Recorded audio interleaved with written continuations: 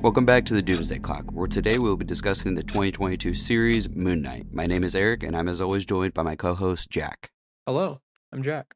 Oh, Moon Knight. You did not watch this No, until now. roughly an hour and a half ago. Mm-hmm. I watched this as it came out.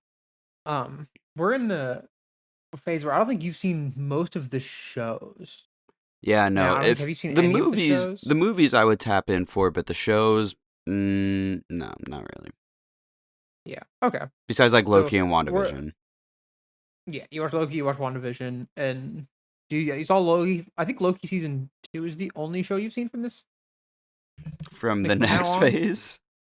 Yeah. Yeah, I think so. Yeah, so we got a lot of new stuff coming for you, which is fun. You know, I'm in rewatch mode where I've seen all this stuff a lot more recently because of when it came out than like rewatching like Ant-Man 1 that I haven't seen in like 8 years. I watched Moon Knight 4 years ago when it came out. Yeah, I remember when this was coming out ago. and people like you guys were talking about it in our friend group, but I was like, nah. Yeah. Nah. Which is kind of been your attitude towards most of the shows. You're like, unless it's a life-changing TV show. Yeah, unless it's like Loki. I ain't watching it. No, I'm alright on that. Yeah. Which is fair. But I don't remember. I remember like the reception from like people, but I don't remember like the critical reception of this show. Yeah, I mean, I was pretty tapped out, so I'm just gonna be guessing when we talk about the IMDb score. Yeah, so let me put together a number. Sure. I started like really thinking about this, but I decided to go with my gut. I'm just putting out a number. That's fair. All right, 3, 2, 1. I said 7.6 and you said 8.6. I'll go ahead and pull up imdb.com for Moon Knight. And then, depending on who wins, we'll get to talk about 7.3. 7.3. I was gonna guess 8.3. I thought people would have. I mean, I don't know. Like I said, I had no idea the reception of this show. Yeah, I know the reception was fairly positive. Like it was. I would say this is about as active as I've seen like the TikTok trend of like a Marvel show since like WandaVision. I think this was the number one. Yeah, that was my thing. Is this show was like non-existent for me. All right, well, because I won, I will talk first about what I think about this show. I'm very positive about this show. I think that Oscar Isaac is one of the best performances in the MCU. I firmly believe he's so good in this role for so many reasons that we'll get into later.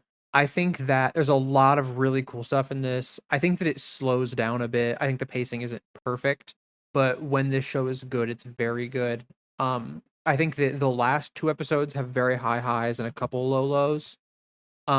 In the middle, it gets a little bit muddy, but I really like the first episode a lot, and I really like the second episode a lot. And it has a lot of like storytelling devices that I really like, that I think are really cool, that I wish that like it plays around with things that we don't really see played around with in the MCU. When it comes to some storytelling stuff. There's some fun camera movements, there's some fun ways it's shot. Sometimes it's shot very generically, and then sometimes it's fun. And I like that. And I think that the score is a highlight of the show. Eric? I think it was It didn't really blow me away. The main character, like Oscar Isaac, he's pretty good. I like all his stuff, and then I like when we're dealing with like ancient Egyptian god lore, because I just think that's fun, and like ancient Egyptian like religious like beliefs and stuff.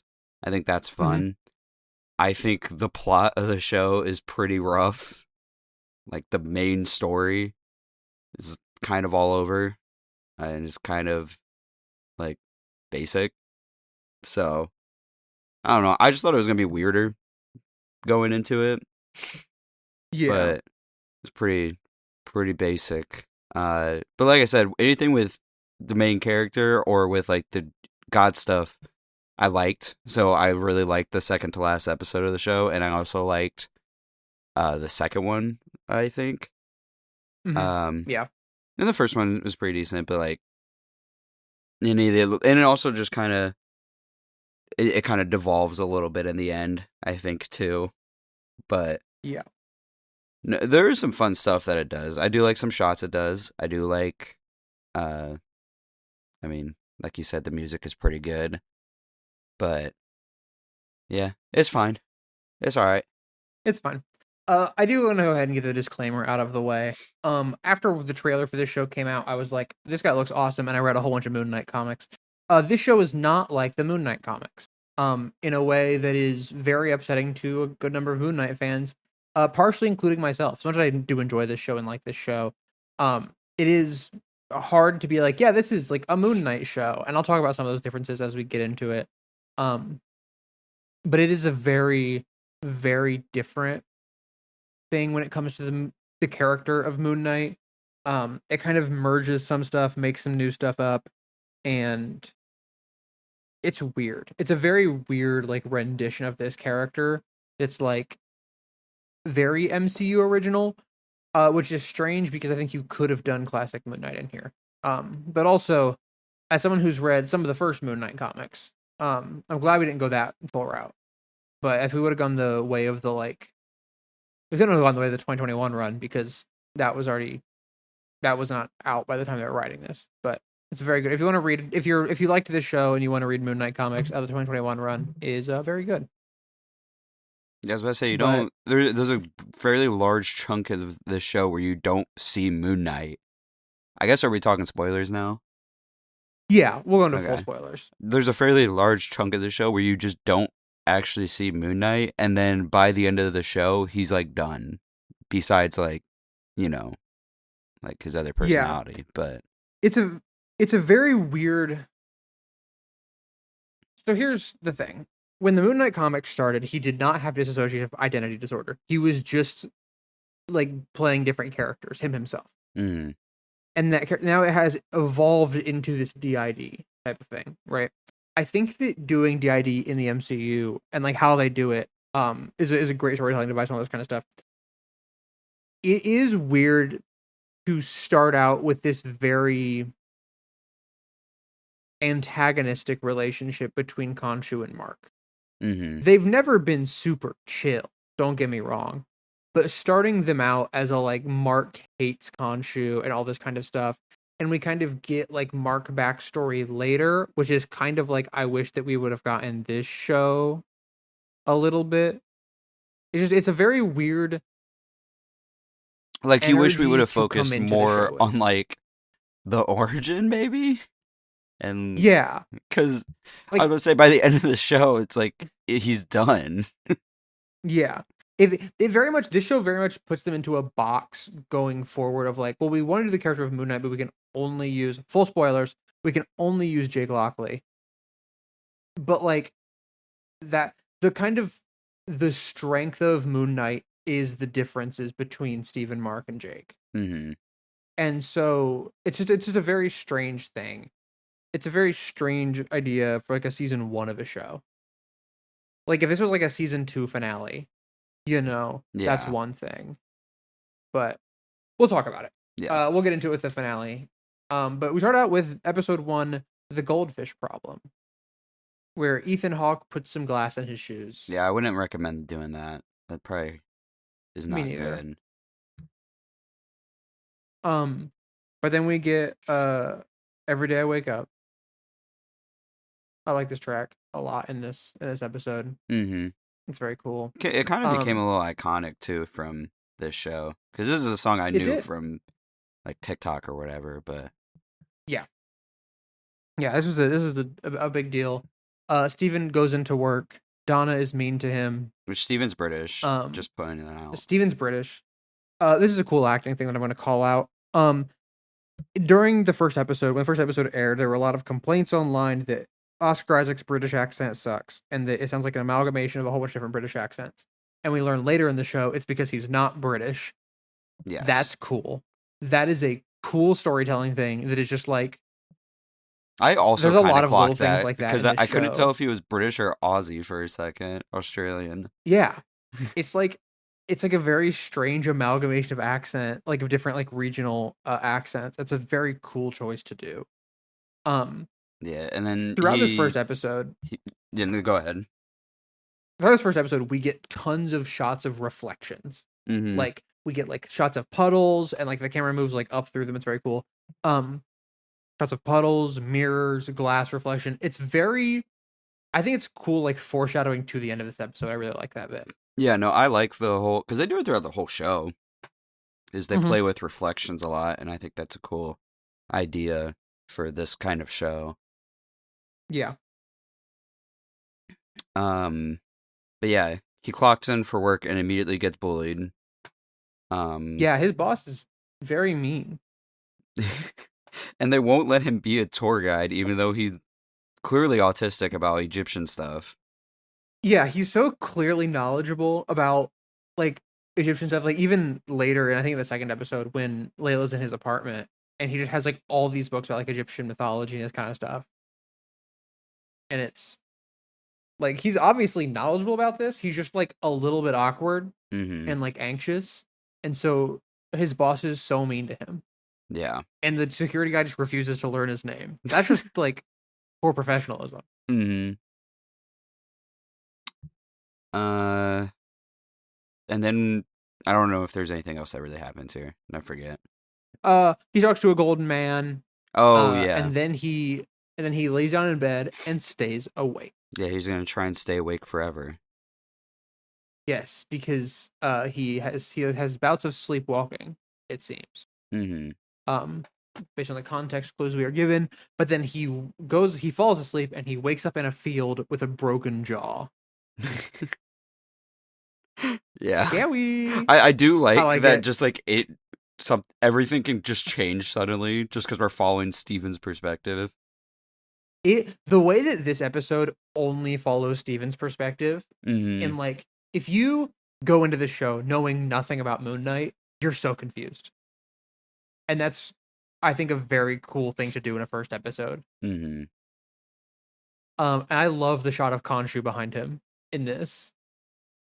He's just like Yeah. foreboding in behind him. And then he goes and he finds Ethan Hawke. And And oh no, he's judging people. he judges Oh no, people, he's and they killing die people. by them touching him. Yes. That's cool. The cane that kills people. Yes. The cane that kills people. I like that Arthur Harrow, which is Ethan Hawke's character's name, calls him Stephen Grant of the gift shop for basically the entire show. Mm-hmm.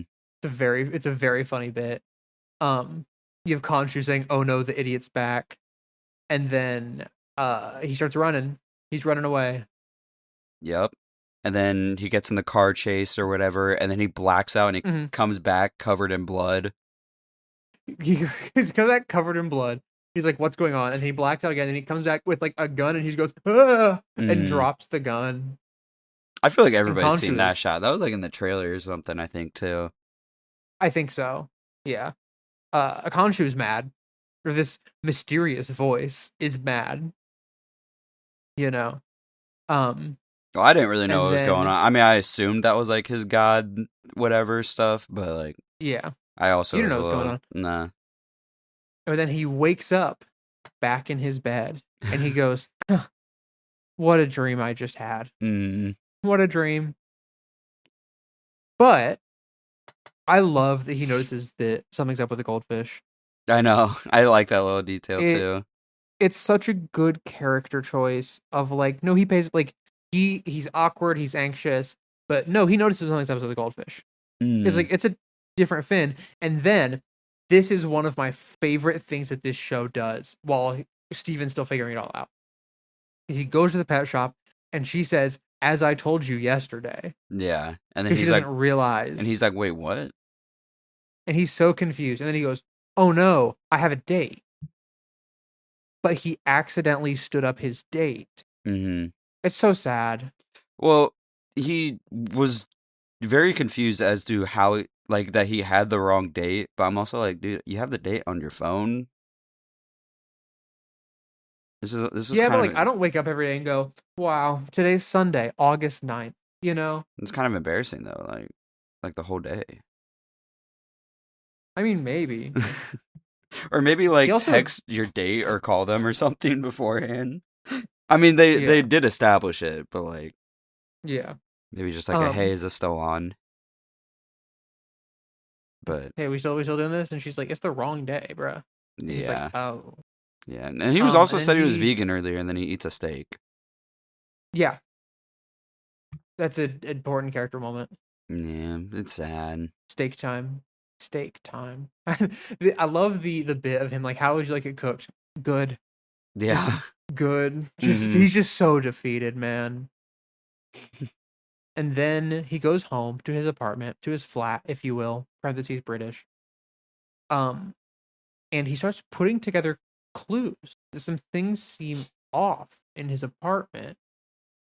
And if I found a phone in the wall of my apartment, I Yeah. would be scared. That's what I was like. I said this is low key scary as hell.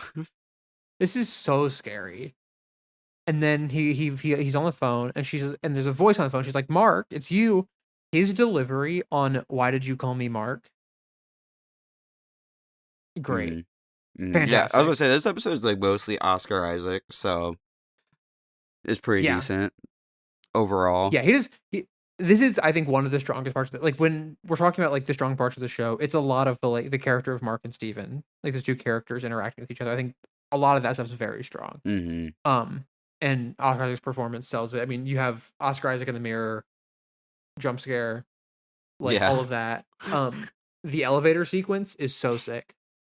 Yeah, I do like how like terrifying the mysticism of everything going on is, because Yeah. like I mean if you like look into like ancient Egyptian like gods and stuff like that, like they're a little cruel, a little scary. Yeah.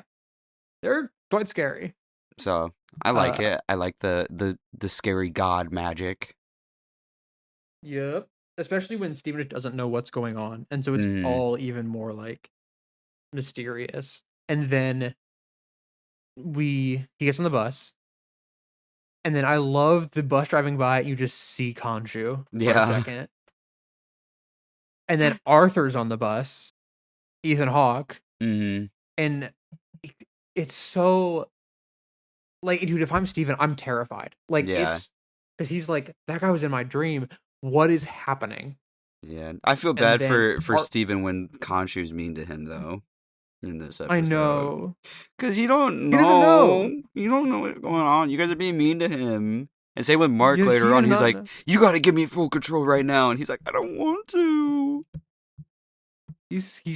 He's scared and he doesn't know what's going He's on. just a little guy, bro. Let him He's just a live. little guy. And like he thinks he's living like this whole life. So like, I don't know. Y'all doing a lot. So of course he's lost and confused. Yeah.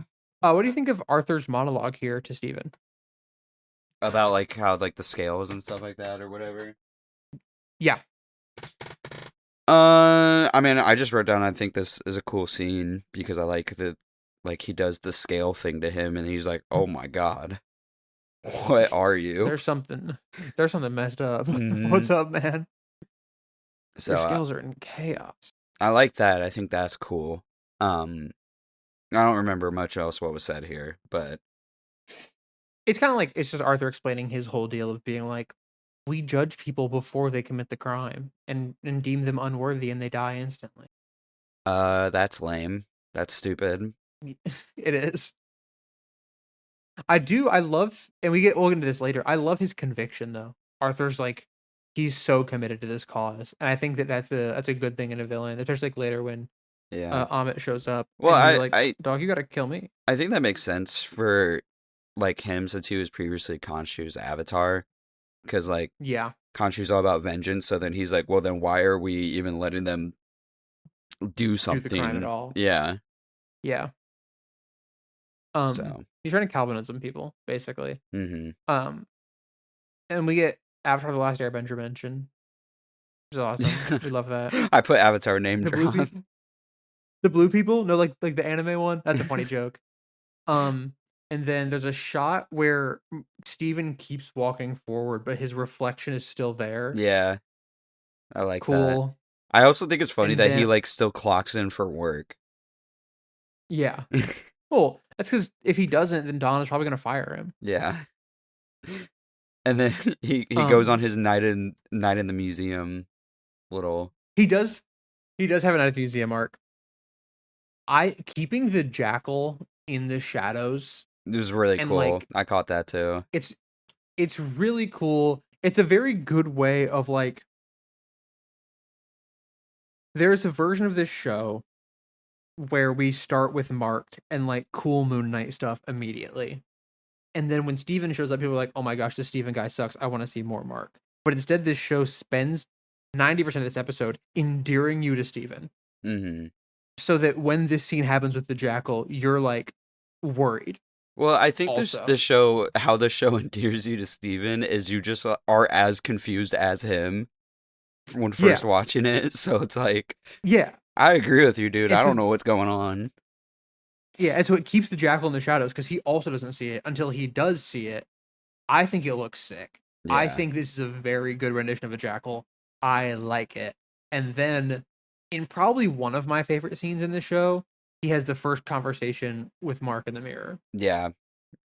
I like that too. And I it's think it's very awesome. cool. Well, I also think it's funny that like Harrow wanted him to give him the scarab, but instead he just sends a jackal to He's like, yeah. like, damn, let him At this give him a point, chance. so most of episode 2 and 3 is Layla being like, "Brother, please stop faking the British accent."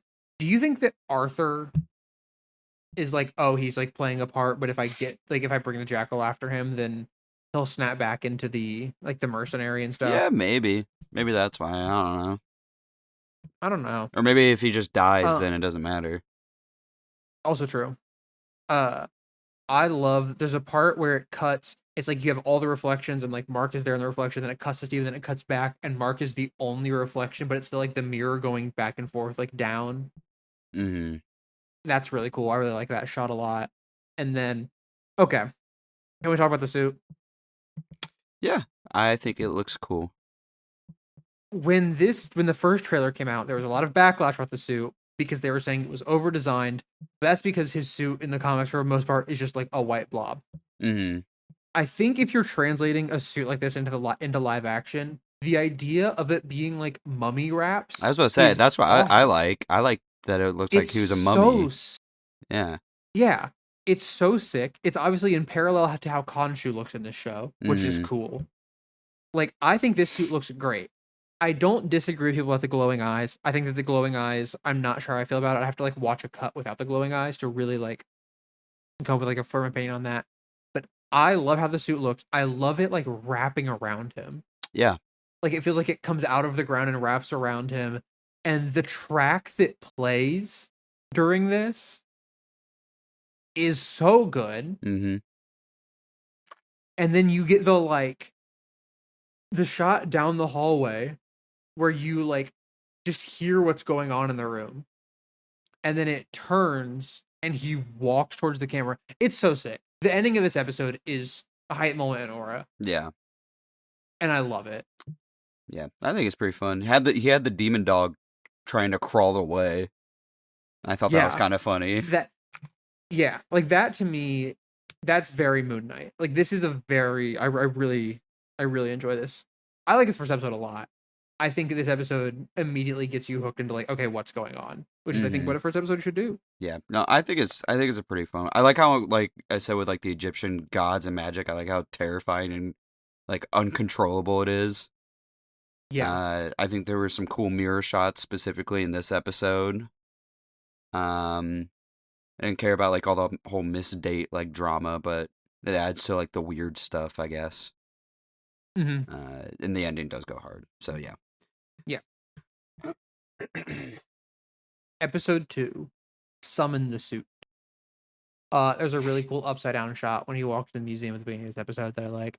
Yeah, I was low key rolling my eyes here though, and it was like, "Oh, the dogs aren't on the camera. What did you do here, dude?" I'm like, "All right." All right. I do like him staring, like the Mark stares down the barrel of the security camera and he just goes, "That's not me." It's very like Roderick. Please explain what you're doing in this photo. I do Caught. like the way that especially the first episode, but also this episode are structured that everything he does is kind of second guessed, and that like he talks to people who talk to Mark, especially like, the guy at like the storage unit Yeah, where where the he's guy's like, like, "Oh no, I you're know here where all the you are." time." Yeah, Yeah.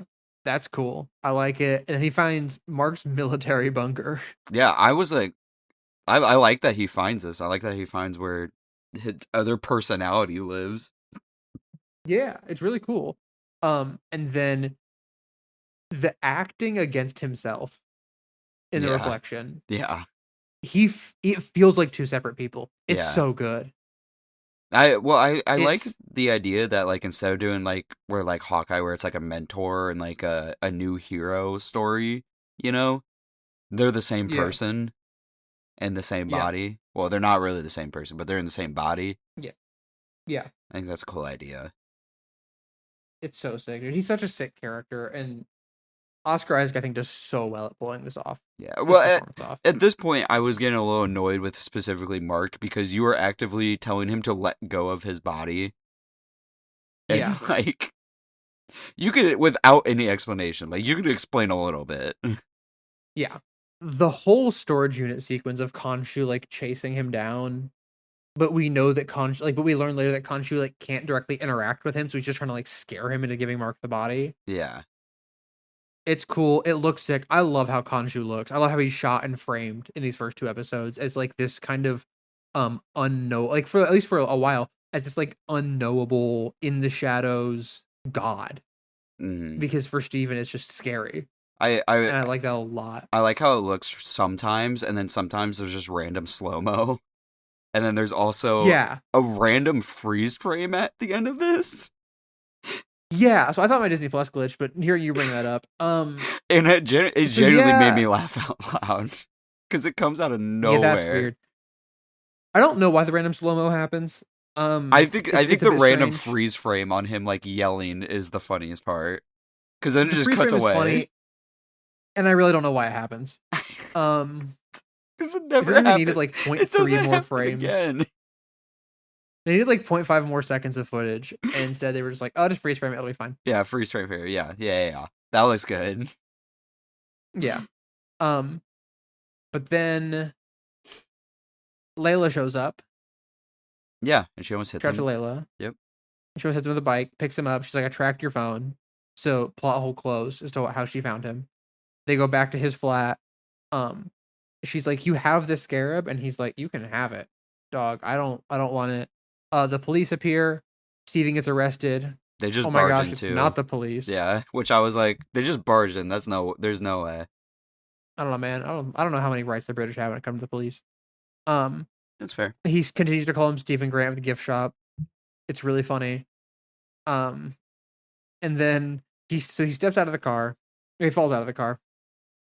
He gets up, gets the handcuffs taken off of him, and Khonshu just goes, "Kill him!" Like Khonshu just like, "Please kill this man." It's Hmm. so funny. Well, I I think there's also, a couple times where he says something and Arthur goes, "Oh, he's saying this," and it's the exact same thing that he just said. I do like that Khonshu's kind of just a massive shit talker.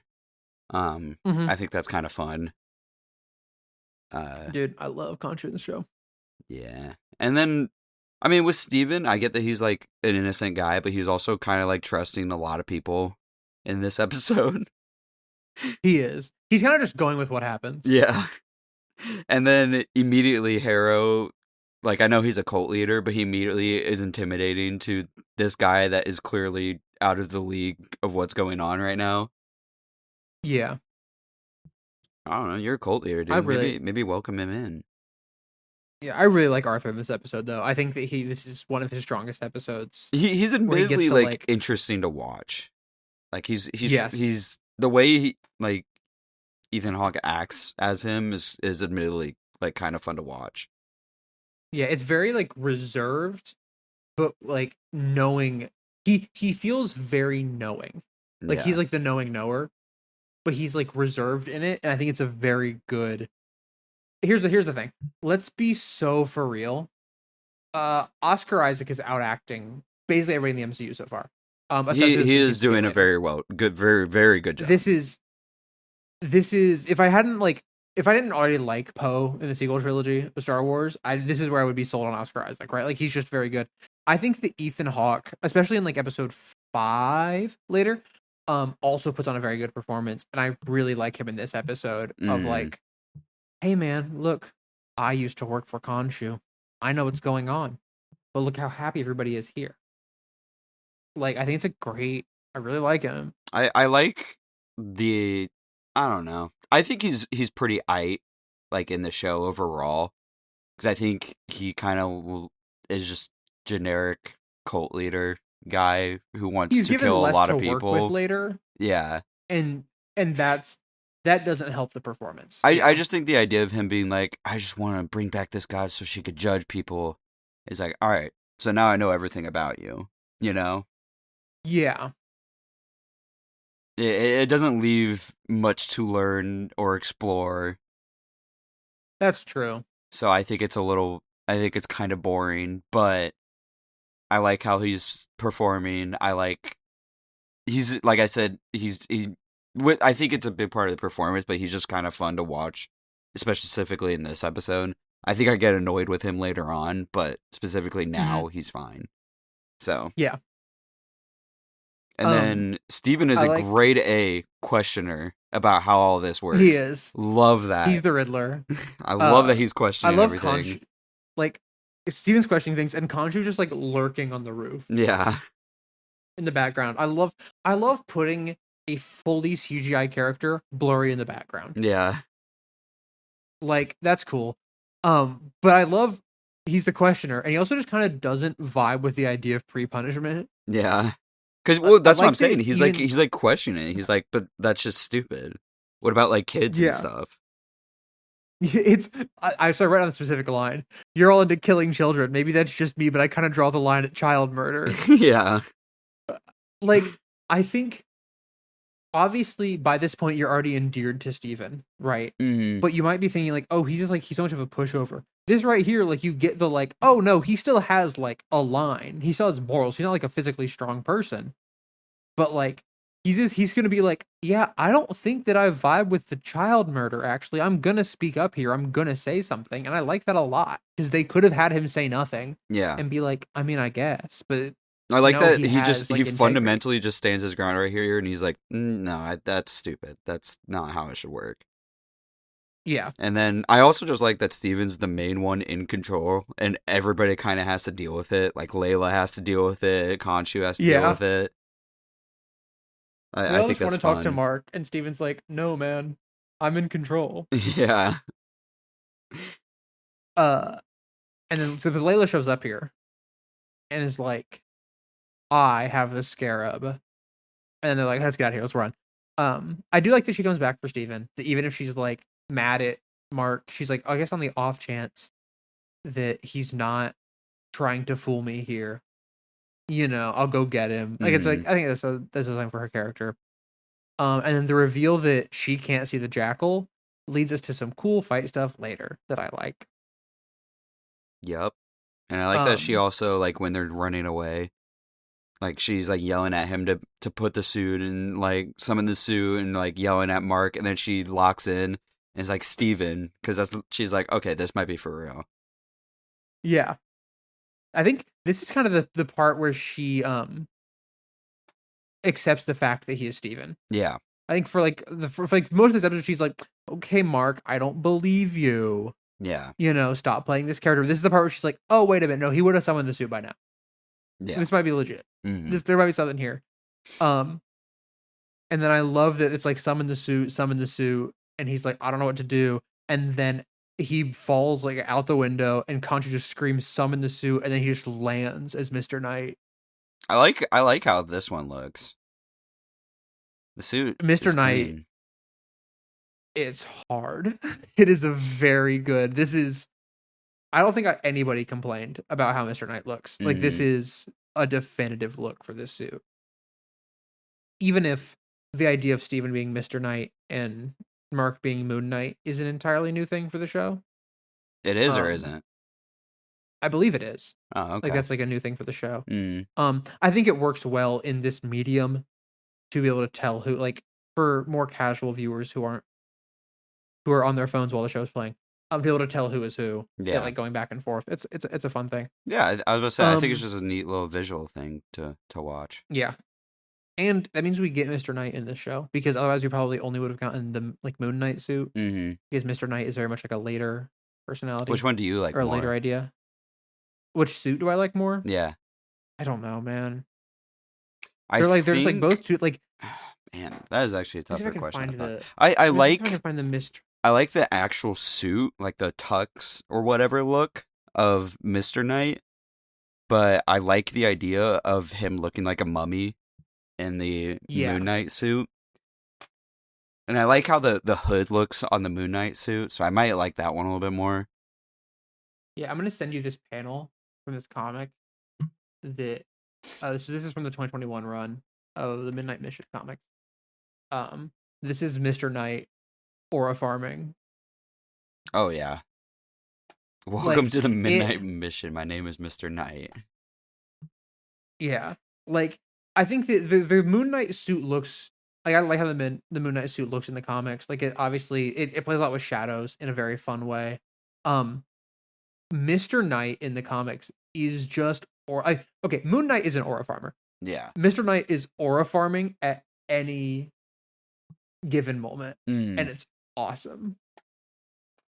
And so I like in my brain, I don't know who I like more because of that.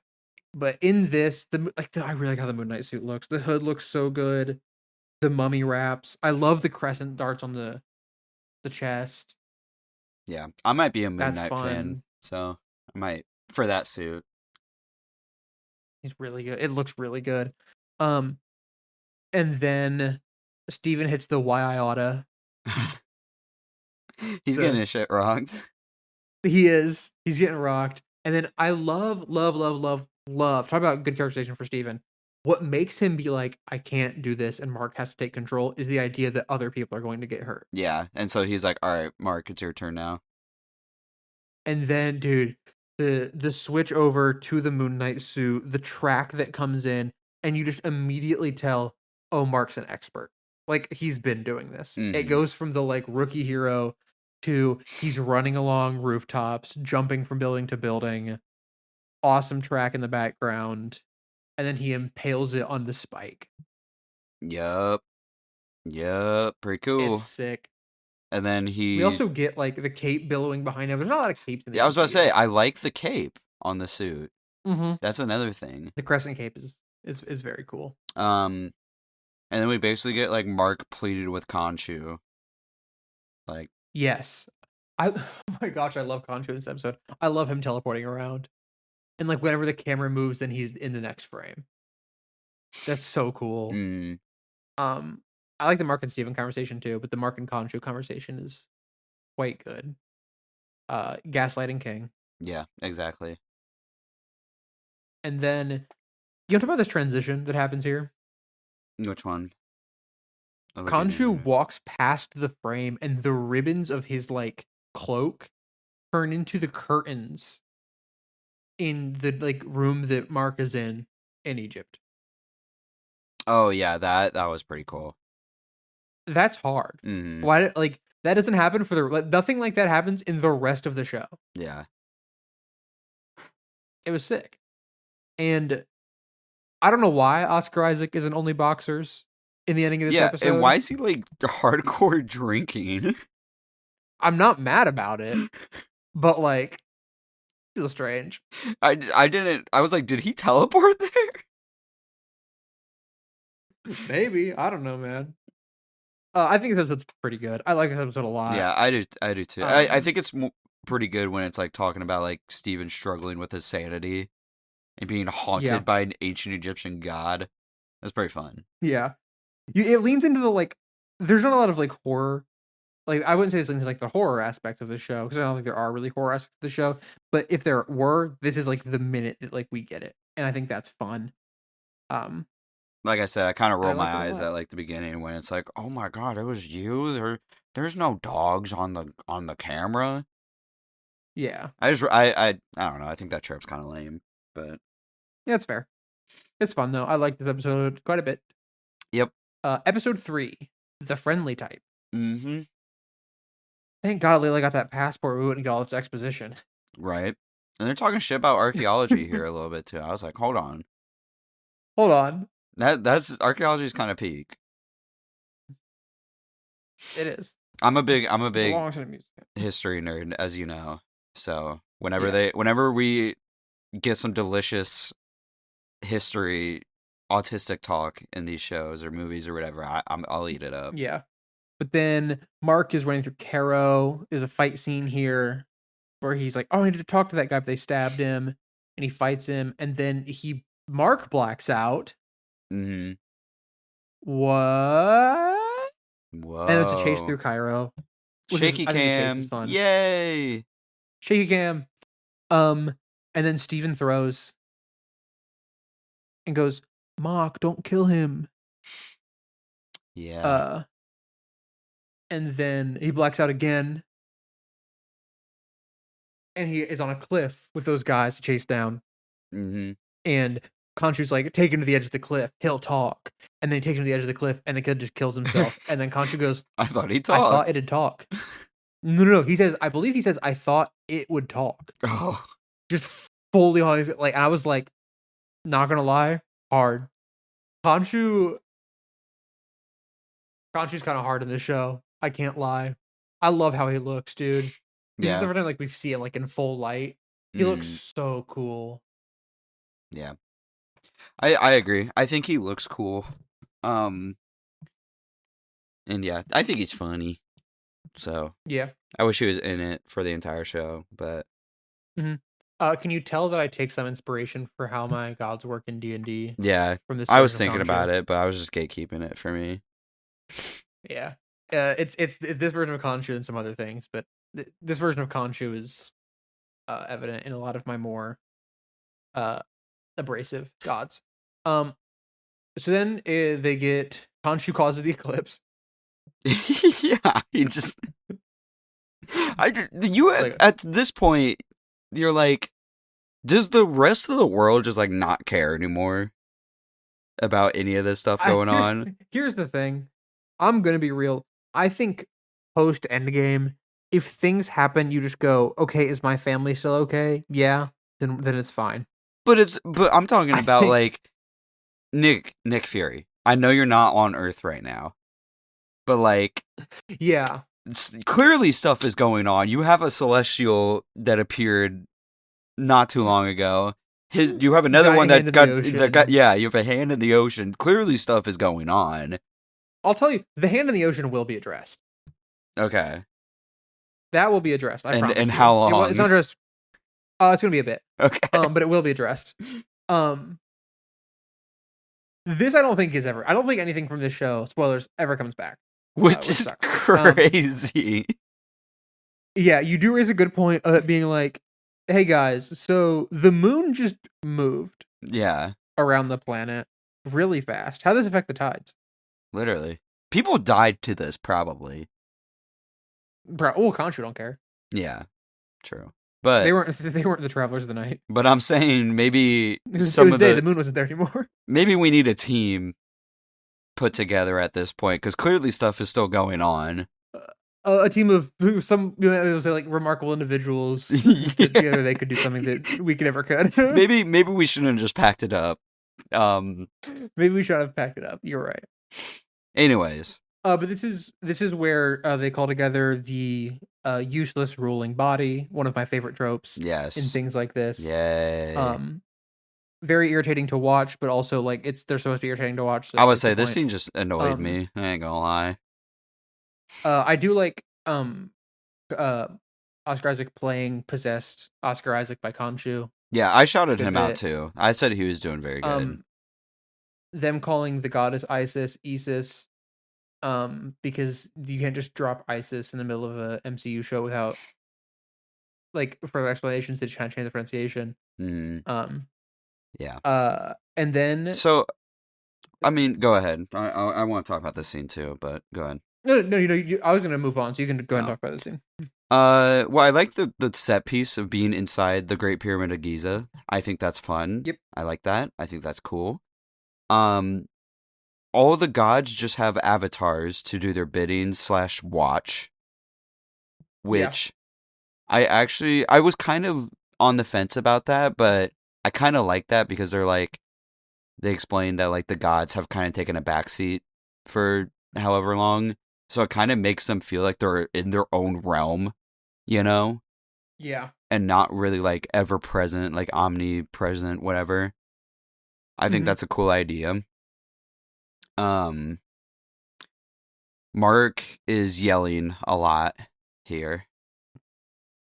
I It's kind love of Mark funny. possessed by Khonshu, and like the idea that Khonshu doesn't have an inside voice is Yeah, really funny to me. yeah. I was about to say Oscar Isaac is doing pretty good here. But I'm You know what? annoyed at this whole useless court scene because like the whole point is that they're trying to prove that Harrow is looking for Amit's tomb, which should be easy because he was actively at the dig site where they hid her statue. Yeah. So I feel like that The shouldn't issue be is a just hard like, thing to prove. yeah, the issue is they just like all hate Khonshu. Yeah, I get that, but it's also like They just think that he's cringe, and so I get that, but it's also like they all also don't want Amit back. So when someone and it's very clearly a problem for them when she is. yeah, it's it's the useless ruling body, man. Yeah. So I think this court scene is pretty dumb and I don't really like it. I like the lore drops for some of like the gods and I stuff like I think said. I think it serves its purpose, but like I do agree that it's like, oh my gosh, why are these people not like? I just think at this It point it like why goes. even have that scene here? The answer is to set up that if Khonshu does any more big thing, then Then he's he's cooked. going Yeah. to get put in rocks, Yeah. encased in stone, as he says later. I just think it's kind of dumb. I think we could have That's done fair. a cooler idea here to assemble the gods and their avatars, but that's just me. Yeah, that's fair. Anyways, Um, let's go find Senfu's sarcophagus. Khonshu's just lurking at all times. yeah, Um, love him. What do you think about Mark and Layla's conversation on the boat? it's very cute. Um, that's all I wrote. I just put cute scene, I guess. Yeah, I think it's a good scene. The lighting in it I like a lot. Madripoor gets mentioned, which is fun. Yeah. Um, and I like that this episode is like mainly Mark. We've gotten like 2 Steven episodes, and now it's like, Mm-hmm. okay, now let's kind of let you understand why Mark is how he is. Yeah. I And think I like that. Layla here is kind of. I think she gets a little bit better next episode. I think that's the episode where they actually kind of focus on her a little bit more. Yeah, I it think is. she's like kind of just fine for now. Yeah. She's just fine here. She gets I like her in the last episodes, but yeah, in this one she's just kind of like, all She's right, just kind of like the I'm also guide. here. Yeah. Yeah. She's not quite as bad as sometimes, but it's not great. Yeah. Um I do think this conversation's good though. Uh and then Mark tries to blackmail Steven into telling him about like he's like, what's gonna happen? Like tell me about like the sarcophagus. And all this kind of stuff, and it just doesn't work. That's funny. Mm. Um and then oh no, Arthur Harrow is here. I do like that he just starts showing up places. Yeah. I That mean, like he's getting yeah. basically fed information. I think that's like a cool idea of like, hey man, wherever you're gonna go, I know like every other location that like this stuff is. Yeah. I think that's a cool idea. So I think him showing up with literally the actual scarab is kind of a risk he didn't need to take. yeah, Um that's true. I think as Especially when like he's gonna explode the sarcophagus anyway. That's what I'm saying. And it's also like just don't bring the scarab. Yeah, Um Scare's not proof of anything, dog. I was about to say because he already knows where the tomb is. Like he's good. Yeah, But I just thought that was kind of funny. it was funny. I concur. And then we get the Moon Knight fight scene here, where he Yep, like I like it. he flings bullets back with his cape and stuff. And So yeah, that's all MCU original. The suit healing him, I believe that's an MCU original as well. what is his powers in the comics? You know, it's a great question. I'm so glad you asked. So about once every couple months, a thread will go reviral, and the question will basically be asked, does Moon Knight have any powers? And the answer is we kind of don't know. Uh huh. He definitely has had powers, but he's definitely also at other times not had powers, and not in like the confusing comics way, but more in the like he's kind of crazy way. Yeah. And so we're kind of I think Khonshu exists in the comics, but it's kind of unclear as to if Khonshu actually even exists in the Marvel comics at certain times. Okay. So he might not have powers at all. That's kind of cool. It's awesome, I would dude. say that's kind of Like a if more I if interesting idea. yeah, if I were to like if I were to recommend anybody who's like wants to get into comics and like doesn't really know where to start, I think that just picking up a recent Moon Knight run is like a very good one because they're quite good. I enjoyed them a lot, and also you get the like kind of fun comics insanity of it. I really like Moon Knight in the comics. I've very much enjoyed all the comics I've read of him. Yeah, don't get me wrong. I also like the idea that we just like know for sure if he's being for real or not. Uh, Yeah, but I like that idea for like at least a period of time. yeah. I don't think that us because I don't even know. I think we know for sure that Khonshu exists in the MCU just because of all the other Egyptian stuff that's going on. Mm-hmm. But the idea that it wouldn't be like the we'd have some time to not fully know. It's fun, and I would like that. Yeah. Um, I love that Khonshu here before we get the Moon Knight fight scene. Just it's like let's start killing people. Like Hyro's here, start killing him. Like he's just in let's kill everybody mode all the time, and that's Yeah. fun to me. Yeah. It's I think it's quite humorous. He does teleport to the top of the pyramid, which is a little bit goofy, but it's also Yes. aura, so I'm chill with it. Mm-hmm. You can do anything that's a little bit goofy if you have enough aura. I Um, suppose. Switching to like Steven like taking over the body, immediately getting stabbed and going, nope, never mind, you can have it back. Funny. That's a really good bit.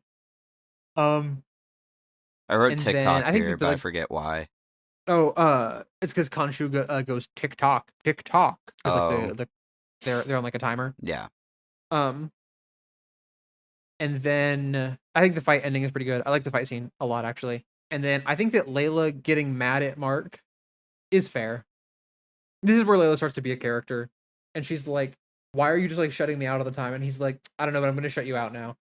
Yeah. And like, I it makes Layla more understandable, but it just kind of makes Mark so annoying because they're all like, yeah, and like I "You think we, you wouldn't like Mark if you knew his secrets." I'm like, bro, I don't even know his secrets. yeah, I think it does make the episode 5 reveals hit Yeah, more yeah. of like, because he's like you get that, but in the moment you're like, "Oh my gosh, Mark, communicate with your wife, I beg you." It's so annoying in these early episodes. Yeah. Um, and then they can't solve the puzzle. And so he's like, I guess we have to bring out Steven. And she's like, dog, just become Steven. Yeah. Like, let Steven out because we need him to solve this puzzle. And he's like, fine. There's a really cool shot where he switches from Mark to Steven and you like see like facial muscles in him change. Mm-hmm. Very good performance. And then they're He's putting so the good. the map together. They put the Um, map together. and Khonshu doesn't know how the ancient Egyptians made maps, so he reverses the night sky. It's so sick, bro. And the rest of the world is actively able to see this happening. It's so cool. Khonshu's just aura farming for this whole show, man, and it's working on me. It looks cool. And then, I mean, I already said my piece about this, but like, I think we need to assemble a team at this point. Yeah, I also Nick, wonder Nick Fury, get on it. how. So we're in a universe where there's like aliens and stuff, you know, and like life on other Yeah, planets. Do the ancient Egyptian gods have reach on those planets? it, Like, so here's the thing: who would you say is stronger, Khonshu or Thor? uh, well, I think Khonshu could kill Thor, but I don't know if Thor could kill Khonshu. That's what I'm saying, right?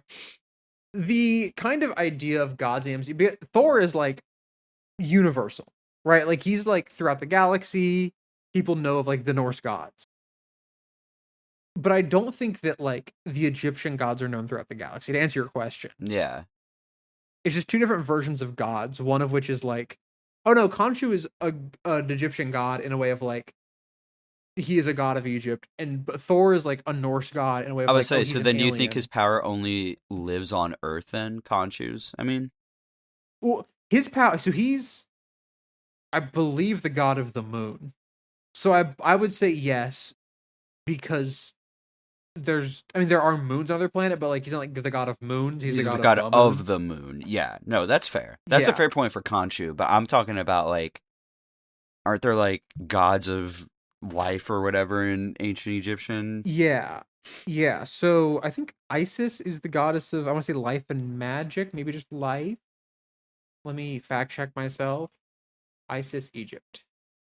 Um, magic, healing, and motherhood. No life. Life is only Motherhood one. is universal though. Yeah, motherhood's universal. Magic and healing, universal. So maybe This is just a random thought I had while watching this show. it's Because at this yeah. point, he's changing. He's either actively changing the night sky or he's actively changing the Earth's position. No, he's changing the I'm stars. Because he actively says that like the t- stars are in different places. I don't know, man. I do I know what he's doing here? Because to me, the motion all feels like he's kind of rewinding the night sky Yeah, yeah, in a way yeah. of like it's more of like a projection than a like I'm physically moving the The stars stars. and the That's planets fair. and It that could kind just of be stuff. like a magic thing. Okay, that's fair. That's fair. That's what I'm seeing it more as. Hmm. And the visual, it looks so sick. It does. It looks really cool. This the score here is so awesome. And of course, the Council of Useless People is Banish. like, Yeah. put him in a shop tea. I feel like banishing the god of the moon is kind of not the move, but that's just me. I know they don't like him. I mean, we figure out immediately they've banished a lot of gods, Yeah. which is wild. Um, And he was being mean to Steven, so I don't really this is okay. so yeah, He can so he's go. gone. I really like the scene of Arthur and Khonshu's shop tea, where he's just so convicted. He's drank his own Kool-Aid so hard. Mm-hmm. Neat. Neat little scene. And I like that. Uh, I think this episode is highs and lows. Um, Yeah, I think the this is probably the worst episode of the show. probably it's probably the worst episode of the show, but the turning back time sequence is probably like a top 5 sequence in the show. It looks I cool. would Yeah. say, like it looks sick. But yeah, this is probably the Yeah. weakest episode. I thought the trial was lazy. I mean the confrontation at that rich guy's house was like I could tell you exactly what was about to happen. Yeah, It was just kind of a meh episode. The ending looked really yeah, cool, but yeah. The ending looks cool, and I like the idea of putting Khonshu away for a little bit. yeah. I think it's a fun idea. I think it's executed on fine, but like kind of we stripped away the hero's powers for a little bit.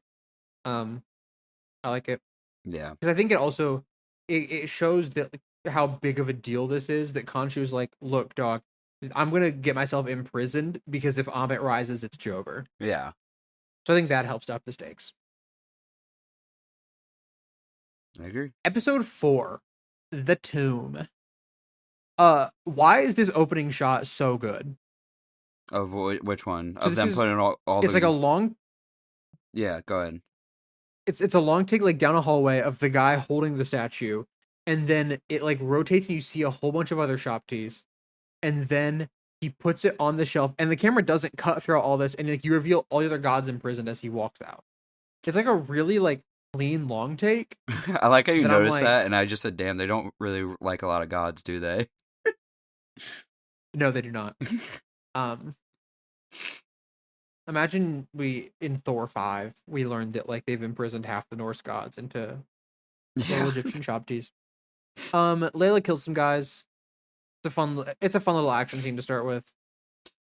Yeah, I sure. like it. It's kind of just fine for me. I'm like, Yeah. it's kind of funny that they're like, "Oh my god, she disappeared? Where did she go?" Like, there's one truck in the middle of the desert. She's so obviously in the truck. They're not, they were judged to be pure, not smart. Um, Steven refuses to give the body to Mark, which is valid. He's valid for that. Yeah, he valid. Um, and then I love this way. This show shoots reflections so much. It's so fun. Um, and I know it's not easy. That's also why I like it. Is because like shooting in mirrors is annoying and difficult. As someone who we get a shot in a mirror in ODC Yeah. that I'm proud of. It's not a phenomenal shot, but I think it's a fun shot and I like it a lot. Which one are you talking about? The one where Keegan? You're giving explanation. Yeah, you like Keegan's in the mirror. You can see Keegan in the mirror and you in the. Oh yeah, that one. That one was in the like foreground. accidental. That was like at the day of shooting. It was. We were like, all right. That was a day of where we were like, it's gonna be fun. Yeah. I really like Steven telling Layla that Khonshu wants her as his avatar. Yeah. It's like Mark could never like be that open with her. Mm. And Steven's like, no, I'm gonna tell her. Like just straight up, I'm just going to tell her the truth. Yeah. Tell her the truth. And then they also good. smooch too. Yeah, they do smooch, and then he punches himself in the face. Yeah. I mean, she says like, "You smell like him, girl." It's the same body. I was about to say, like, why are we still confused about this? She does say it makes sense because you're in the same body, but like it is funny that it's like, girl, you're in the same body, of course. Yeah. Well, this also is like the last time this romance between Steven and Layla goes anywhere. Yeah. Because, I mean, the fact that they're even married / getting divorced goes away now. It's done now. It's a little strange, but you know, I'm okay with it. I'm down with it. I'm not like they should have cut this. I didn't. Like that, I mean, I didn't really need a love triangle between Steven, Mark, and Layla. Personally, which is good because it goes away. Yeah. So I'm glad that you didn't need it because it doesn't really show up again. Yeah. So they descend into the tomb. End up with they descend into the tomb. I love that Steven's like super useful in this episode. Oh yeah. Like this is his strength. Egyptology is like what he's very good at. Mm-hmm. And I think that also lets the audience not be like, dude, just keep Mark out at all. Like Mark is obviously like the choice. Like, no, Steven's good at this side of things. Mark would be fully useless. I agree. But he is not vibing with the blood and bones and viscera. And I mean, that's fair. I mean, that's kind of what's the plan if they get to like Amit's like stone thing though. I think it's the kind of thing where it's like we got to get to the MacGuffin before the enemy gets to the MacGuffin, because if they get to the MacGuffin, they win. Is the plan just to like hide it somewhere else afterwards? Then that's my guess. Yeah, put it up his butt. I mean, Arthur, you'll never get it. Yeah, you'll never get it, Arthur. It's up me bum. Up me bum. It's up me bum. Up me bum where the sun don't shine. Up me bum where the sun don't shine. The Magic Guardians are scary. I'll say it. Yeah, like the priests or whatever. Yeah, they're spooky. I really liked how like creepy and like terrifying this tomb kind of is. Yeah, like it's just really it's Tomb cool. Raider with scary monster. That's what I was like. This is just Tomb Raider right now, and this is kind of fun. It's cool. Like when this episode, like when the show leans into like the Egypt and like ancient and like the magic side of things, it's fun. I like it a lot. It's very cool seeing an ancient Egyptian priest drag a guy onto a table and just rip his guts open. Yeah, the sound effects in this whole episode it's really well done. Lot. Yeah, it's really well done. It's a lot. It has me going. Ugh. Yeah, I really liked that this is just Tomb Raider for a while now. I thought it was really fun. Yeah, I like Layla putting like the flare into that guy's head. Yeah. That's how she beats him. Yeah, and that's cool. She like ripped off his hand. Yeah. And then he like tries to like stab her with like the bone. Yeah, like that's cool that like he doesn't just like immediately falter as soon as like the hands are up. It's sick. I like this episode a lot. I like this. I was gonna say I'll say it too. I really do like this episode. It's just fun. Like I like all the history stuff. Yeah, and then we get Arthur Harrow shows up to the tomb, and he's like, "Hello, Layla," and then it cuts to Steven, and he finds the sarcophagus.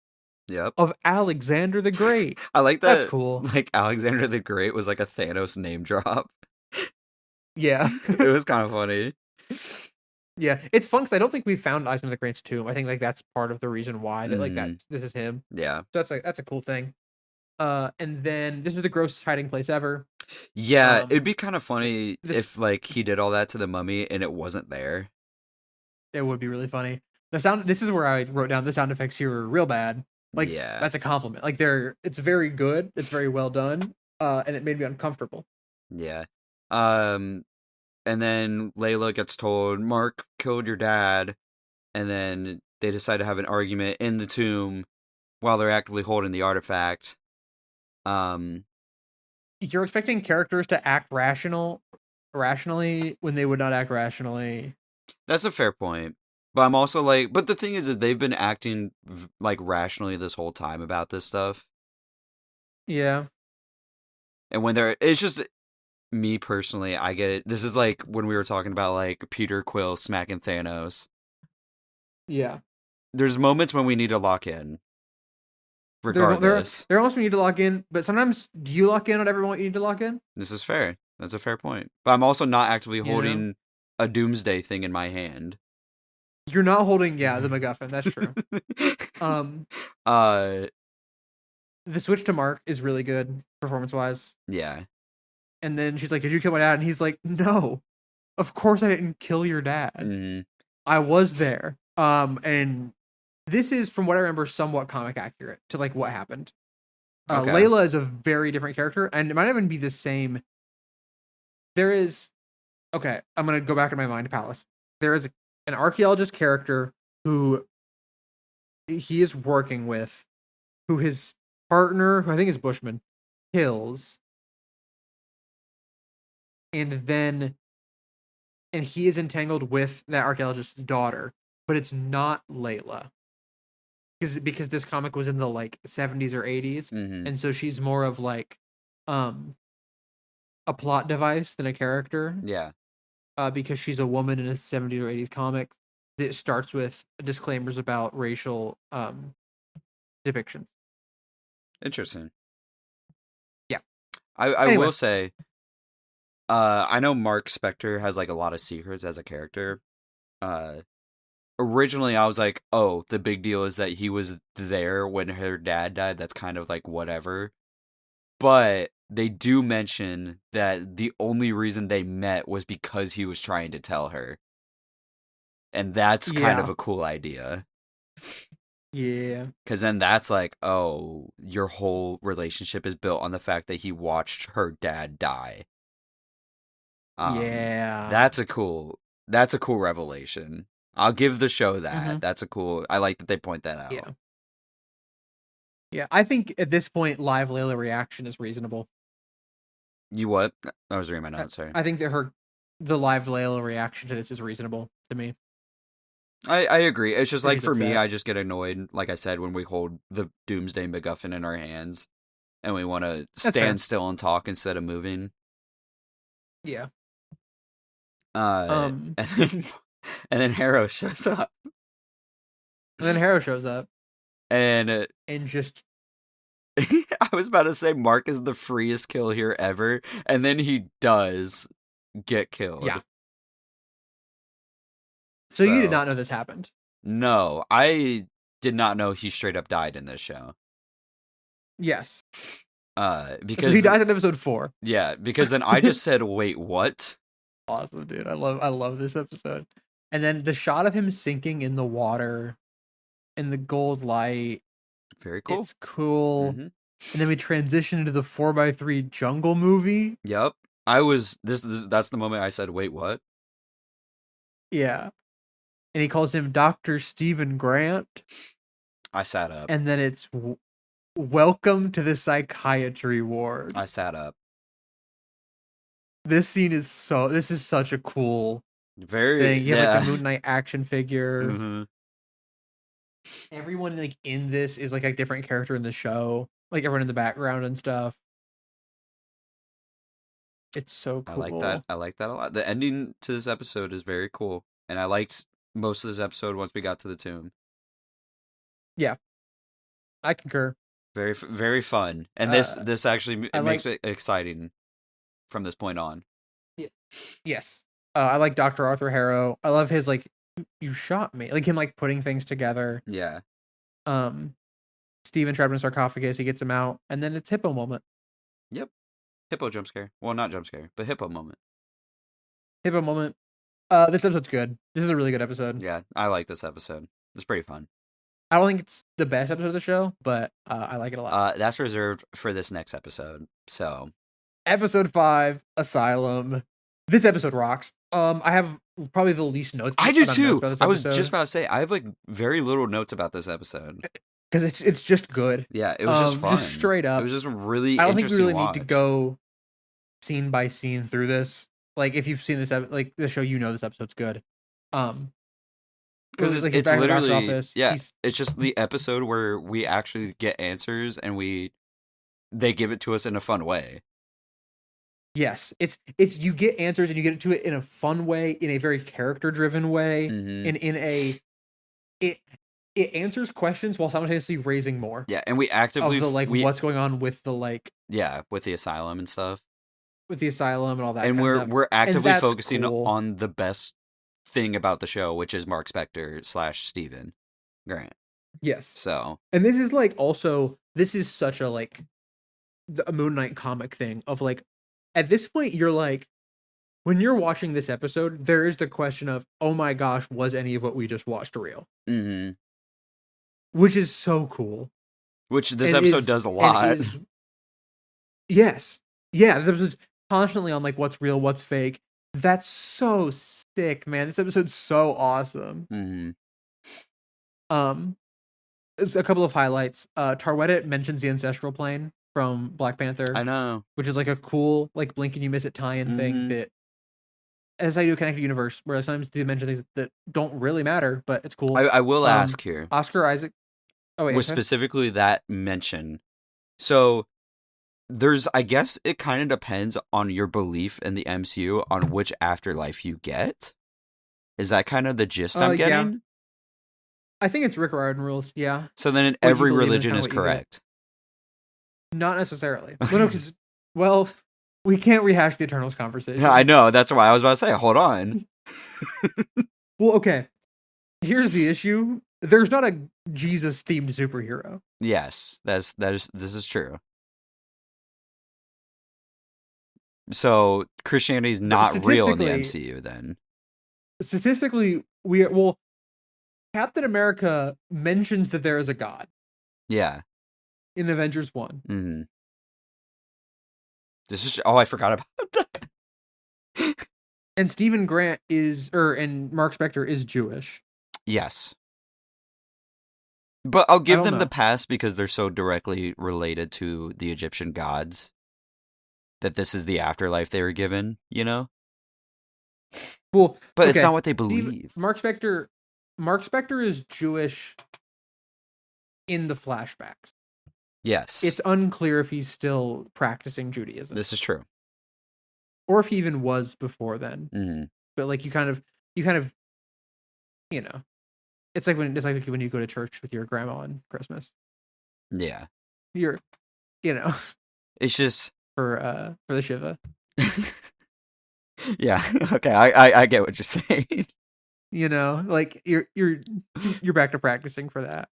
This does make me think. Did the Eternals interact with the Egyptian gods? Because they were around the time of ancient Egypt. Oh my gosh, wait. In 3 movies, we're going to have this conversation again. Why is post-Endgame MCU so much theological debate? We're gonna delay this conversation until 3 movies, in which case we're gonna blow this wide open. Okay. With what? Can you give me a hint as to what we're gonna be talking about?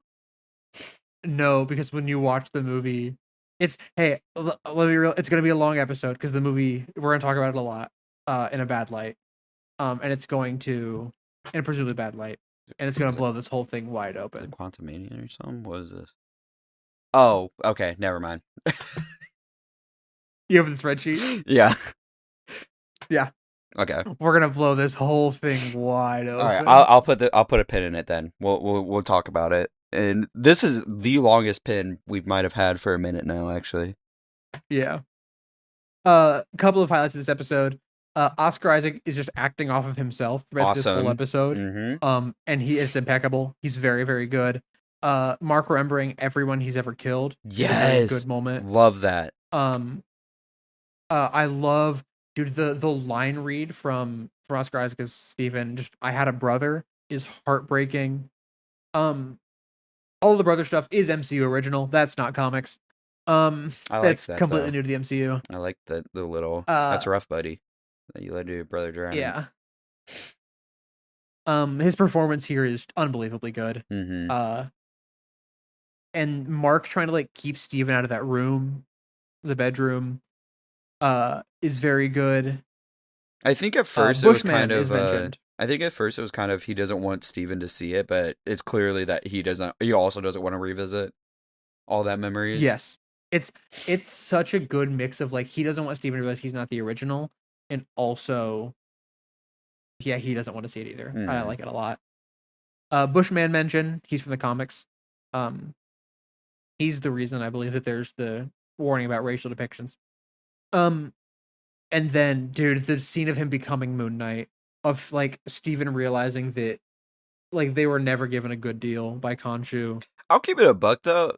I feel like Kanshi was like being very direct as to what he wanted. Like Yeah. everybody was like, "Oh, he manipulated him," which to be fair, he kind of did. He was dying and he said, I'll let you not die." Do you want death or do you want life? Very direct question though, and he also told you what he wanted out of you. That's all I'm saying. Yeah. Manipulated, like he manipulated you in the way that like you were in a terrible spot and he was like, I can help you for a price. Yeah. Which sucks. And that's rough, buddy. And then I like that scene a lot of him becoming Moon Knight, like the suit wrapping around him for the first time, the score swelling. Mm. Um, I like it a lot. And then Mark has a bad moment. He's like a full like, we don't want to go in the room. I don't want to go in the room. And we're back in the doctor's office. That's cool. Yep. Um, and then we're in the bedroom, and we get this awesome shot because this show loves playing with reflections of Oscar Isaac in the mirror as Mark, like I don't know if first becomes Steven, but becomes Steven like for one of the first times. Yeah, as a way to cope with his mom being mother of the year. Yeah. Yeah. It's so good. This episode's so great, man. Yeah, I do kind of wonder why Steven was like the main one in control at the beginning of this show, though. So I think And so he why is talks about the Mark the fact one living in a storage unit? Is it because he wants to give Steven like a good life? Is that what he said? I think it's something like that. Yeah. It's because I know he said that like their lives were very separate until his mom died and they started blending into each other. Mm, So I think it was like that's when like Steven started to like in because I hi, neither of us are experts in dissociative identity disorder. We are speculating based off of what the show is giving us. yes. Get that explanation out of the way. From how I understood it, in Mark's grief and like just overall very like complicated feelings about his mother's death, he Steven kept like coming to the forefront to mask over that Mm-hmm. and to like avoid the grief and the anguish within that. And so that's why Steven was so like present and in control, is because um like Mark is basically like every time Mark has like a hard moment, he just becomes Steven. Yeah. And so in his mother's death and within all of that, Yeah. Steven has just been kind of like forced to the forefront so Mark doesn't have to confront it. I would say I think this is more That's how I just me understood it. not understanding how DID works to like the fullest extent. Yeah. Um, I don't think this is necessarily a writing issue. I did No, I don't. wonder how like how they didn't know. Well, it's, obviously Mark knew that Steven exists, but Yeah. like Steven didn't know, and also Mark was living in a storage unit. But he Mhm. also said like he wanted to keep him like kind of innocent. So Yeah. Yeah, that was my read on it. yeah. Um then there's the Steven. There's a scene of them in a hallway and the camera work is really good where it's like panning back and forth between Steven and Mark. I like it a lot. Whip transitions are fun. Um then Steven is with Dr. Arthur Harrow, and he's like, "We'll call your mom right now." And he's like, he has like acceptance that his mom is dead. Mm-hmm. Phenomenal performance. And then it's into the next best performance is on the street. Um, of him like fully breaking down Yeah. and then I waking up as Steven. I also said good thing this show like came out before like AI was like a super popular thing, Yeah, because then Steven could just be like, just have like an AI app talk to him. Like, have you seen like yeah, how white girls interact with ChatGPT? yeah. Do that but with his mom.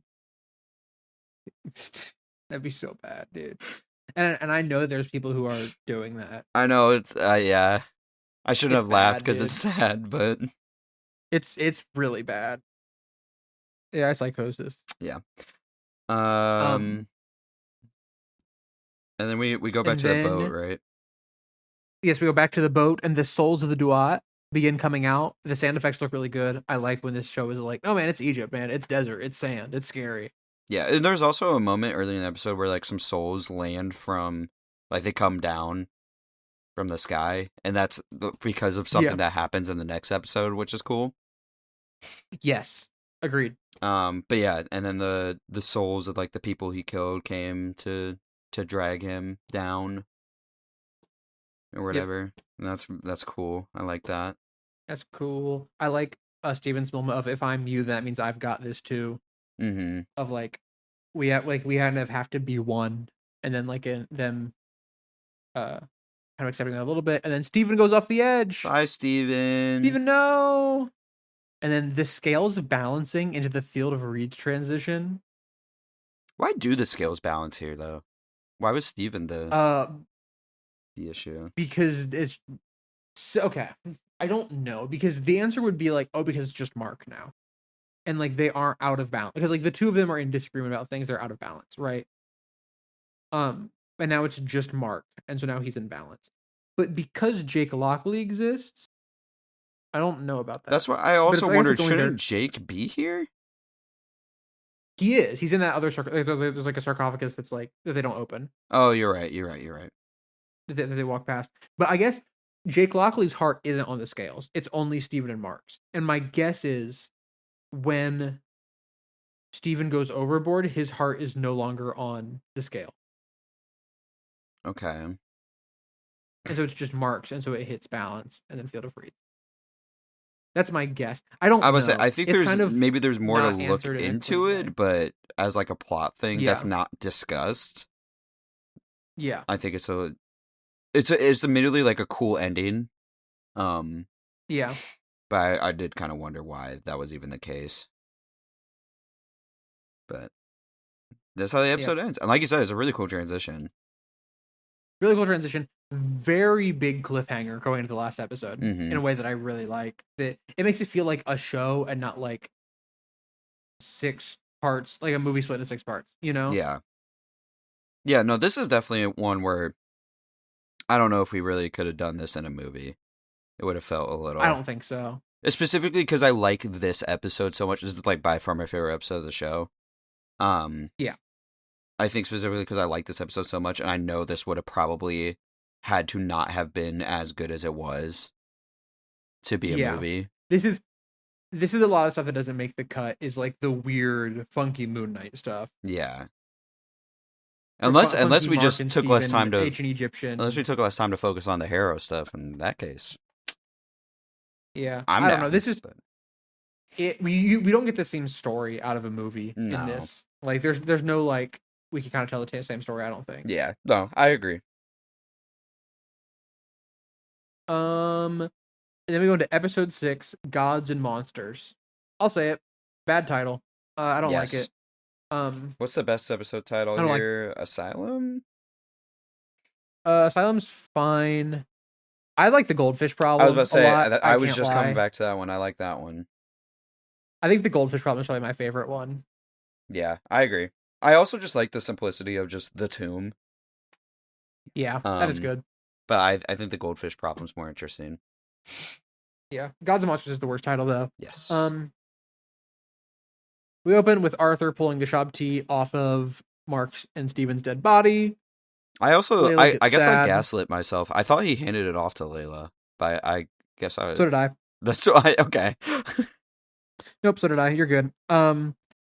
Layla mourns Mark, is sad, fair.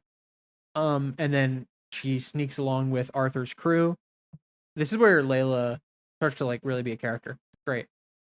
It continues to. She's a character in the tomb too. But last episode is the Mark and Steven episode, so uh and then Arthur judges some cops. Yep.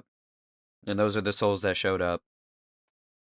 Yep. Very cool. And then Tarwetta starts talking through the dead people to Layla, which is funny. Mm. And then Arthur just blasts open the pyramid, and the council goes, "Oh no, Khonshu was right." And I'm like, "Yeah, guys, maybe we should have Obviously. thought about things." Maybe we should have looked into it for more than 2 seconds.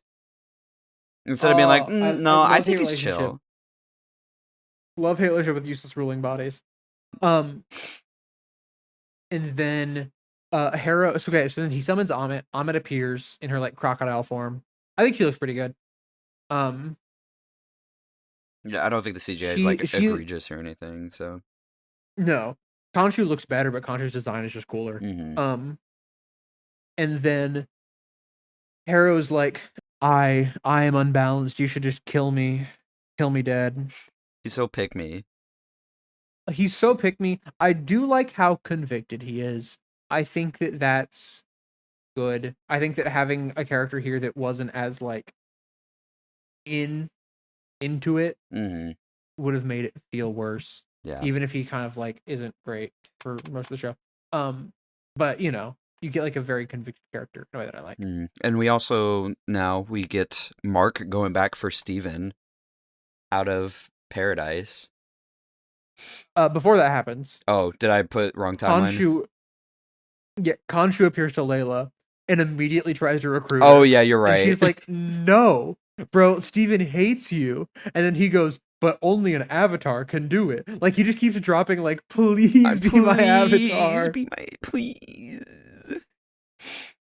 It's very funny. I liked it a lot. And then yes, I thought she was low-key gonna go scorched earth and just like open all the gods things. that would have been sick. That would have been, but that probably would have been a little much. Yeah, probably. And then though, go for it with Mark. Mark going back for Steven's cute. I like that. And then I like Yeah, that I like it. Khonshu immediately senses that Mark came back to life for a little bit. Yeah. And he's like, oh, okay. Rise and live again. Dun, dun, dun, dun, dun, dun. This is cool because Mark Spector died in the comics like 2 years ago, so this is cool. Oh, like Fun for fact, like he for died real? again. He's probably back. No, he dies. He dies and comes back all the time. It's like a big mood. Like obviously in comics people do it all the time. He does it constantly. W Mark. Yep. Because Khonshu can resurrect him. Mm-hmm. Most of the time I think. So then, does that confirm that Khonshu's real in the comics? Then in certain runs, yes, but then you go into other runs, and the question is, did he even really die? Because did any of that happen? oh, okay, fair. Yeah. It's cool. I like it a lot. Where are we at in the notes? The rapture takes place. Oh, Khonshu and Amit too.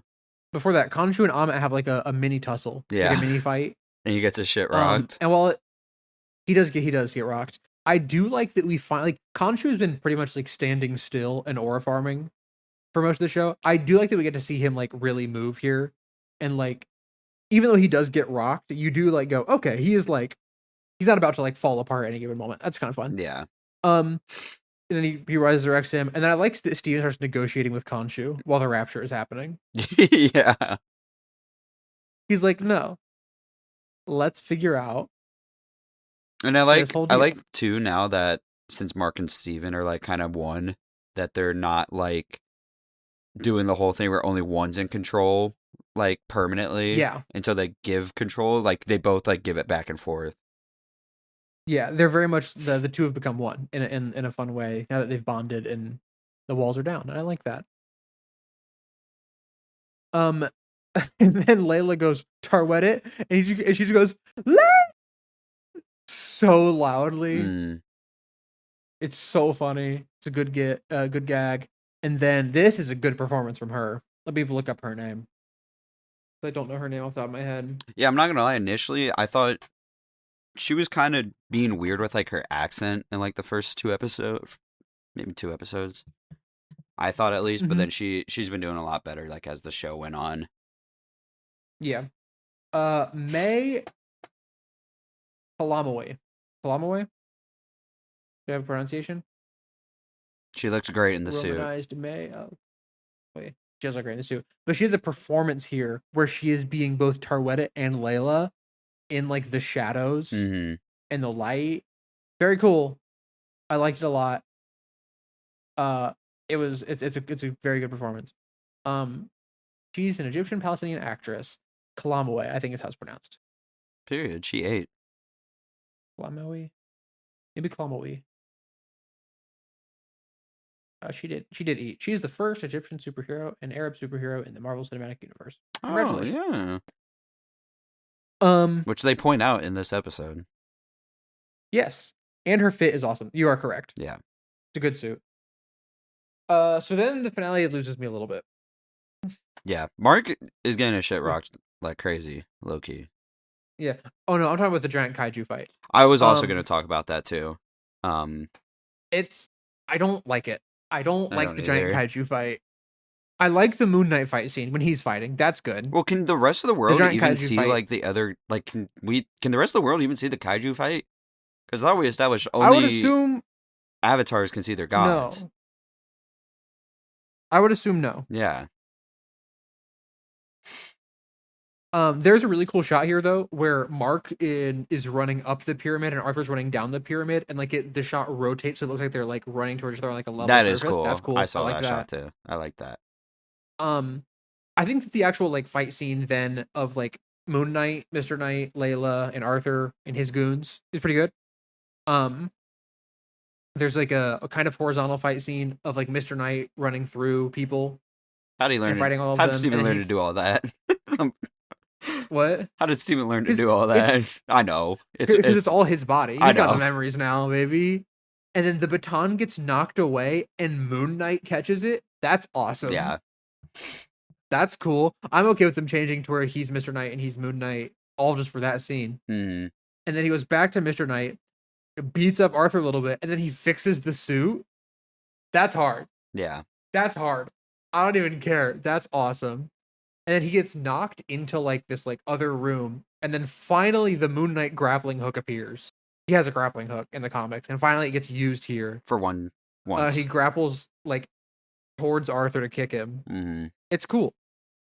And what's crazy is if you just get rid of the giant kaiju fight, It's a lot better. them versus Harrow is and the Disciples is It's a awesome. lot better. But shout out, we have our second Falcon themed hero in the MCU. We had Black Falcon from Falcon and Winter Soldier. We have Egyptian Falcon. And then coming up soon is probably Captain Falcon. Captain Falcon. Yeah, Is this? from Smash Bros. Oh, I was like, what the hell are you talking about? I was trying to think specifically MCU. No, I say from Smash Bros. From F-Zero, but we know from Smash Brothers. From Smash Bros. Yeah. Yeah. And then Mark, they all start losing at the same time. Yeah. And there is a Um. cool shot. Yeah, where like Khonshu gets like stabbed and stuff, and Yeah. And like Arthur steps in front. That's a good shot. I like that. I kind of wonder how Heron like knows all this about Mark. He knows about his brother. I think it's because like Amit knows people's sins Maybe. And maybe or because he whatever. looked into he like judged him or something. Yeah, maybe. I don't know. I don't I thought know. that was kind I of do crazy. like him just kind of being the knowing knower. But it is a good question. Mm-hmm. And then at this point, I said, "Y'all suck at this," because they both started losing. True, they did. To be fair to Mark, it's like an 32v2 with Mark and Layla. And then she's got to save that van full of people. Yeah, but they're also like avatars of gods right now. True. So Are the disciples powered up? Probably not. Probably just Harrow. I think it's just Harrow.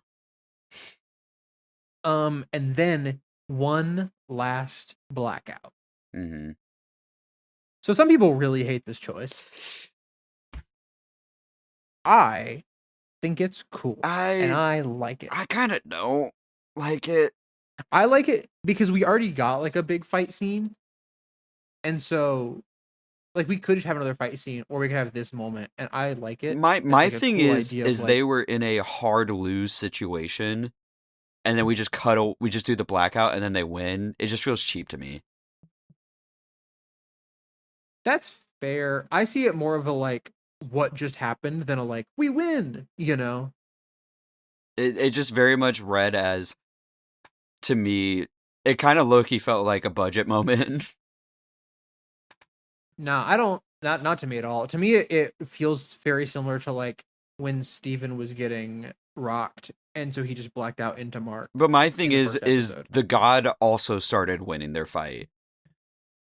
Well, that's pretend the kaiju fight didn't happen because it sucked. It's also relevant here because we black out, and Yeah, don't see why they won. that's fair. I think.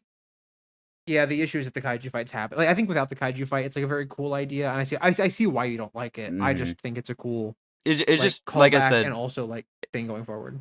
it just feels kind of cheap to me. That's fair. I disagree, but it's fair. I like it. I Um, mean, like you said, it's been set up before, but it's just yeah, to put it in the literal moment that we are losing, that we are actively seconds away from losing.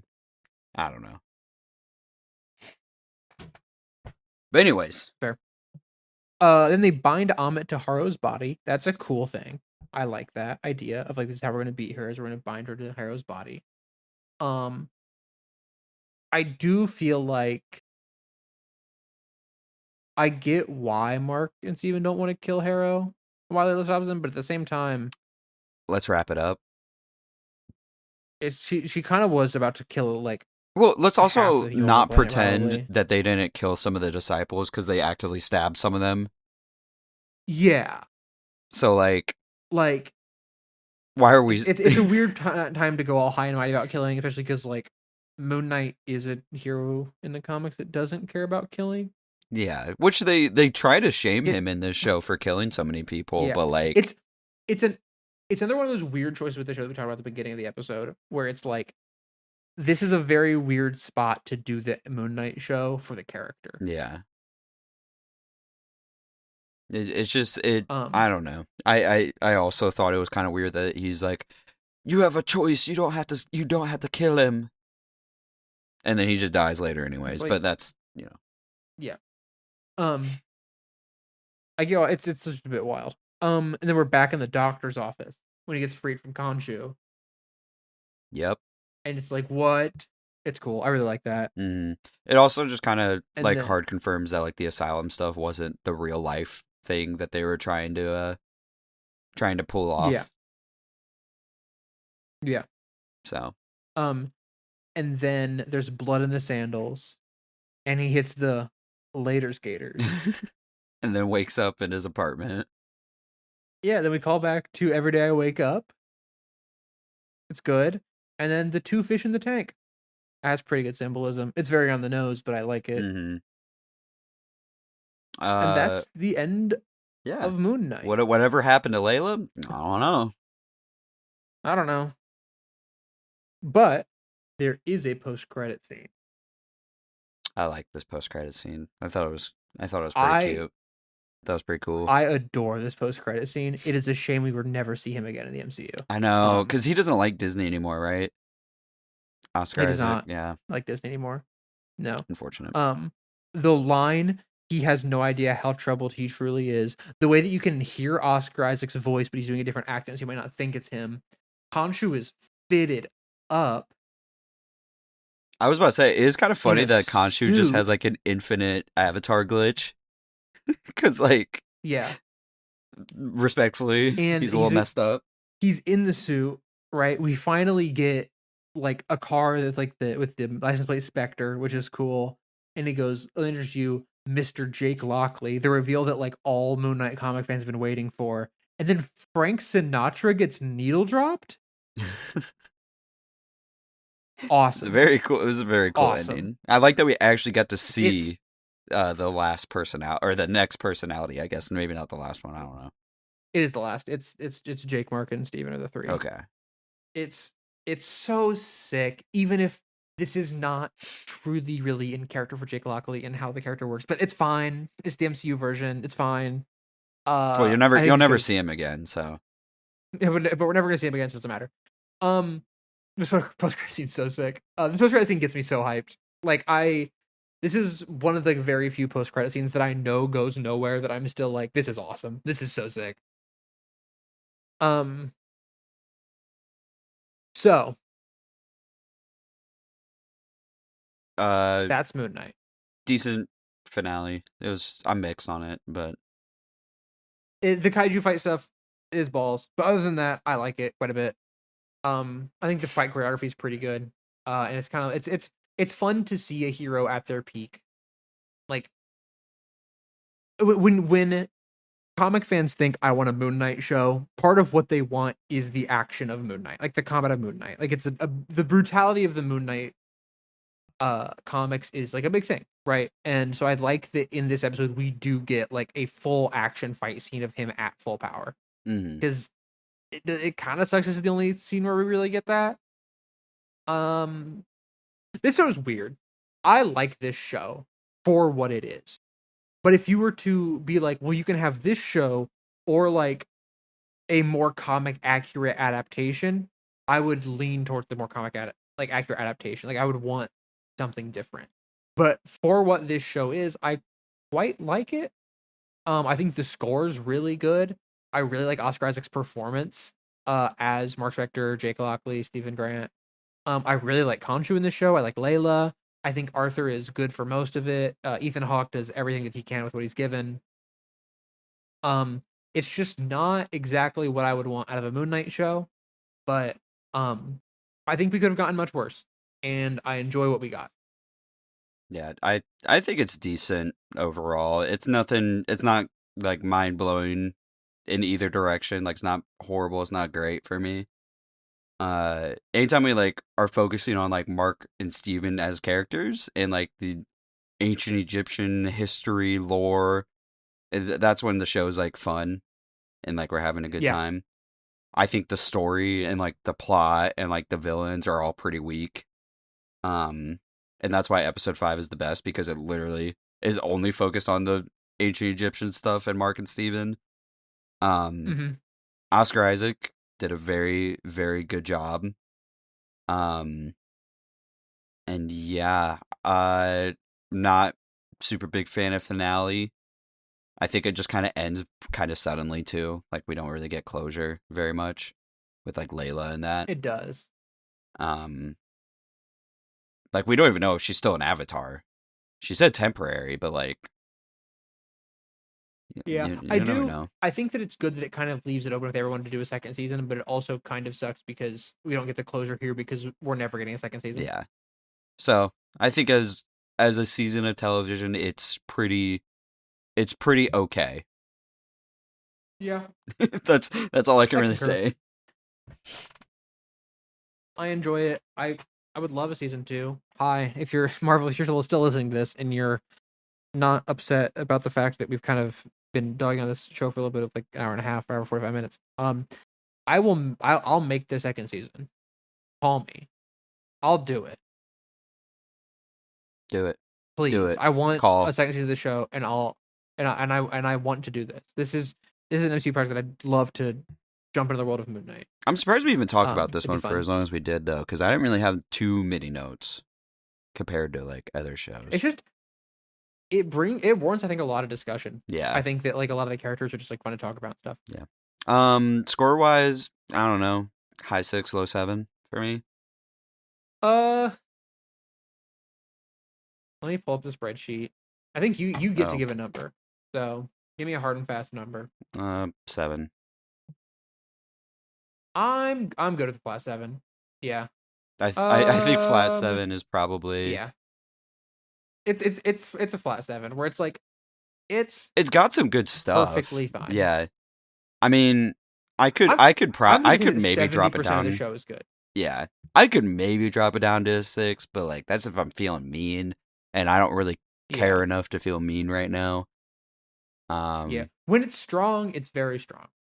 yeah, it's definitely a project that I have a lot of issues with, but oh well.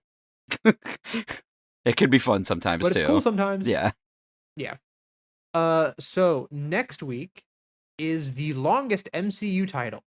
Fun fact, based solely on the spreadsheet length. That is Doctor Strange and the Multiverse of Madness. We're back to a movie Shang-Chi again. is also a long name. Shang-Chi is also a long name. I think Doctor Strange is like a couple pixels longer. A couple I think it's pixels 20. It might longer. be like I'm looking at them, and they're like a few Word rows count farther down the wise, spreadsheet. Shang-Chi's longer, but this one's got longer Yes. words. Yeah. I've seen this one. Sam Raimi directed Multiverse of Madness. You've seen this. I've seen this. We haven't seen it since we saw it in the theaters. No, Either I of haven't us, I believe. rewatched it, so Yeah. let's But we will rewatch it here in the coming days. we'll see how weird it gets, I guess.